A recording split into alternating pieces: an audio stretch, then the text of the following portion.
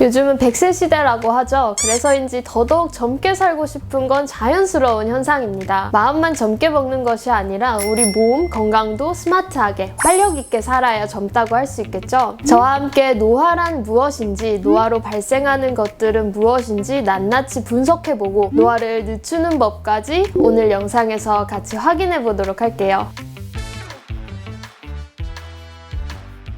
안녕하세요. 여러분의 무병장수를 기원하는 한의사 가은입니다. 나이를 먹는다는 게 자연의 이치라고는 하지만 거울 속 우리 얼굴을 볼 때마다 마음 한켠이 좀 씁쓸해지는 거는 정말 어쩔 수가 없는데요. 노화란 무엇이며 왜 발생하는 걸까요? 노화, 요새는 에이징이라고 많이 표현하죠. 태어나서 우리가 성장하고 늙어가는 과정 그 자체를 의미하기도 합니다. 생물학적으로는 시간이 흐르면서 생명이 감퇴되어 가는 것으로 노화가 진행될수록 신체의 생리 기능은 당연히 감소할 수밖에 없어요. 당연히 같이 면역력도 떨어지게 되고요. 젊었을 시절보다 질병도 쉽게 걸리고 사망 확률도 점점 높아지게 되는 것입니다. 일반적으로 노화라고 하면 노인의 이미지를 떠올려요. 하지만 사실상 신체 기능이 쇠퇴하는 건 놀랍게도 30대부터 이미 시작하게 될 겁니다. 게다가 실제 노화의 시작점은 개인마다 다른데요. 사람에 따라서 더 일찍 시작할 수도 더 늦게 시작할 수도 있어요. 뿐만 아니라 신체 속 장기마다 노화 시작의 시점도 차이가 있습니다. 우리 뇌는 20대부터, 그리고 근육은 30대부터,